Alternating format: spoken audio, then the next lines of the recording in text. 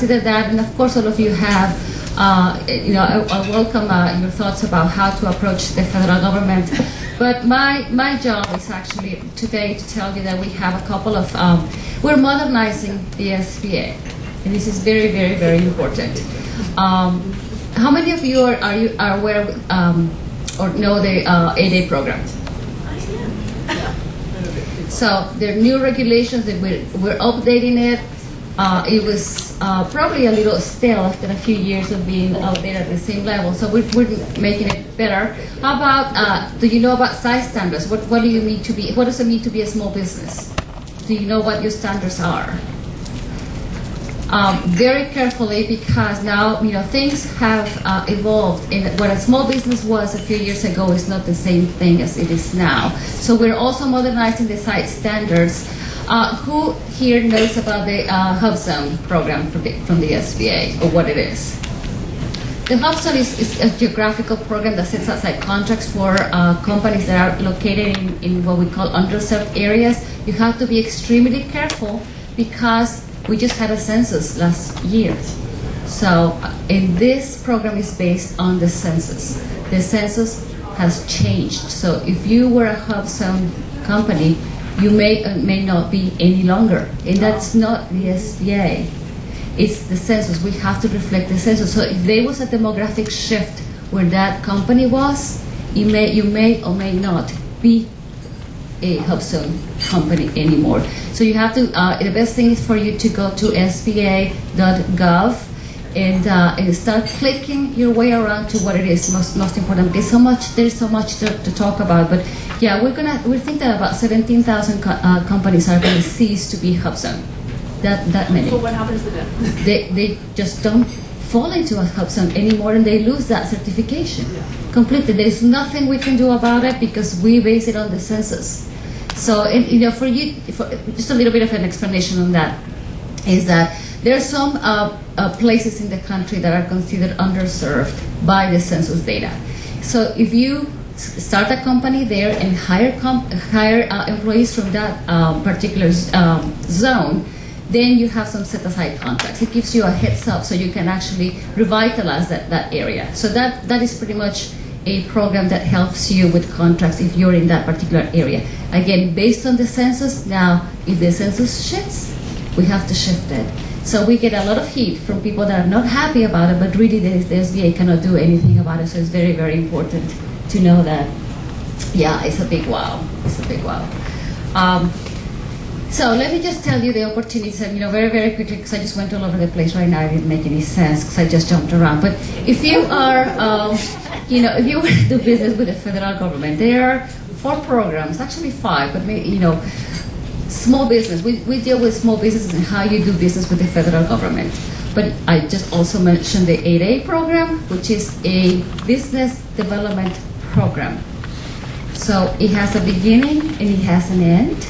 And what it does is that if you are a minority business owner, you can come and join the 8A program and start doing business. They have some contracts that are set aside for 8A certified companies. You have to demonstrate some economic disadvantage, that you do own the company. There's a lot of requirements for you to be certified as an 8A company, but it opens the door to you for you to actually do business with the federal government. And when I had my company, that's really what made a difference between a contract that I was having that was $30,000 and my first contract with the federal government was $250,000. That's the big difference. So it is well worth your time to go and explore that.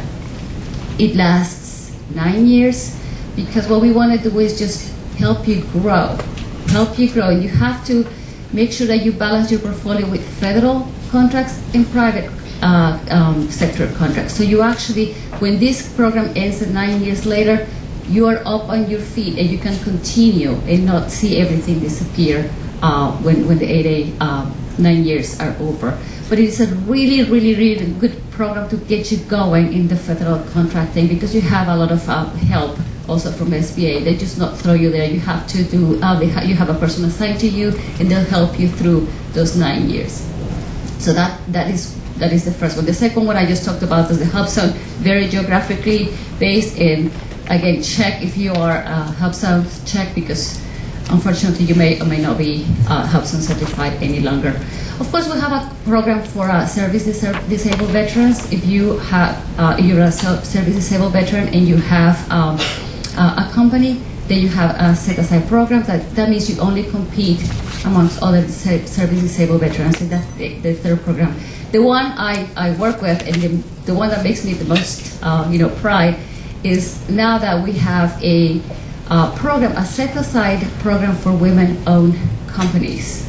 If you own your company of 51% by one or more women, you can actually compete for contracts. Just the two of us. It has to be two or more women competing for that contract. It definitely cannot be sole source. It cannot be just pointed to one person. It's just not the way it was designed by statute. But so that was, this program is not new. It's about 10 years old, but it was just lingering at the SBA. Nothing was happening. And only about 3 months ago, this came to actually be implemented. Self-certification. If you own your company, you're a woman, you can go to sba.gov, and there is in the main page is you can click for the women-owned program. But if not, it's sba.gov/WOSB for women-owned small business. Click it. Read everything that it says, because it explains how this program works, and then you can certify yourself as women-owned company. There is also the opportunity to have a third-party certifier, and we have picked already. The SBA has selected a few.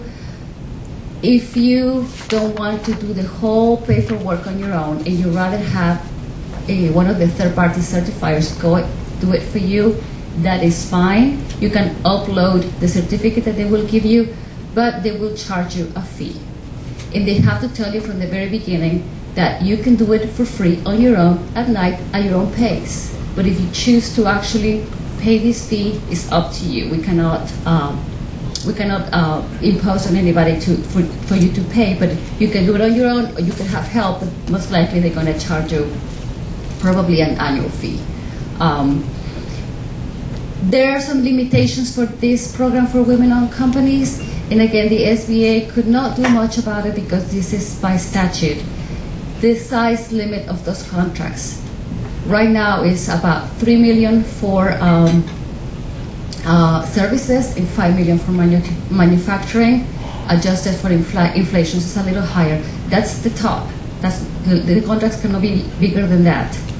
I'm not very happy with that, because of course I want really large contracts going in the hands of women, but that's statute. We cannot change it. The good thing is that you can have 10, 15, 50 of those contracts. There's no limit to how many contracts you can have, but there is a limit on the dollar amount. That has to go through legislation. It might take a few years for that to get going, but I'll take it. I mean, if you give me a contract for $3 million, I will certainly do it. I would not look down on not having that. So it is definitely new. It is. We have about 3,000 women certified, self-certified up on the web.